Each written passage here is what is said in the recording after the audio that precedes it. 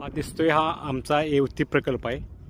ह्याचं TMC मध्ये मी सांगू शकत नाही, म्हणजे कॅल्क्युलेशन हा सर्वसाधारण पाऊण TMCचा प्रकल्प आहे।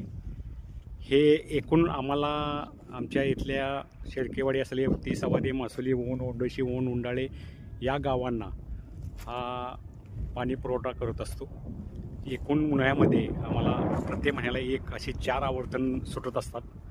थोडी बहुत ऊस शेती याचे जेव्हा होत चाललेले आणि हा आमचा पूर्ण डोंगरी विभाग आहे बघा।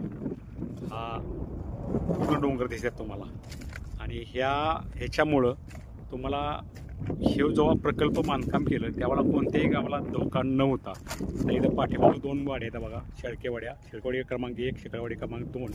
इकडं पाठीमाग बघितलं तर तुम्हाला इकडं पाठीमाग येवती दिसते। या दोन्ही गावांचं नुकसान न होता असा प्रकल्प हा बांधला गेलेला आहे। कोणतंही गाव उठलं गेलेलं नाही। हे अतिशय मध्यम प्रकल्प म्हणू शकता तुम्ही। आणि हा जो पाठीमाग दिसतोय हा कॅनॉल आहे बघा, पाठीमाग तुम्हाला हा दिसतोय छोटासा कॅनॉल आहे। ह्याच्यातून आवर्षण सोडलं जातं। इथं एक पाणी सोडण्याची सिस्टीम आहे। आता किती फूट पाणी वगैरे तुम्हाला बघायचं म्हणलं तर ते मी सांगतो तुम्हाला। इथून पाणी सोडलं जातं बघा, हा ऑटोमॅटिक दरवाजा आहे आणि चक्र पण आहे याला सिस्टीम। आणि आता तुम्हाला एकूण धरणाची उंची बघा, इथं 712 मीटर आहे। त्याच्याखाली 711 मीटर दिसते आणि त्याच्याखाली जी पाण्याची पातळी आहे धरणातली ती 710 मीटर एवढी उंची आहे। आता ह्याचं घनफूट एका घनफुटात 28 लिटर पाणी मावतं।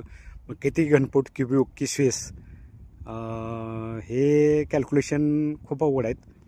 किती क्युसेकनं पाणी सोडलं जातं हे एवढं मोठं धरण नाही, पण ते सांगू शकतात 4 आट्या सोडायचं, 2 आट्या सोडलं की एवढं पाणी जातं, 3 आट्या सोडलं की एवढं पाणी लागतं। हे मध्यम प्रकल्प आहेत। हे मोठमोठे धरणात त्यांचं क्युसेकमध्ये मोजलं जातं पाणी आणि TMC मध्ये मोजलं जातं पाणी। हे काय आपण मोजू शकत नाही, हे छोटं प्रकल्प आहे बघा धरणाचा आमचा। हे बघा हा टोटली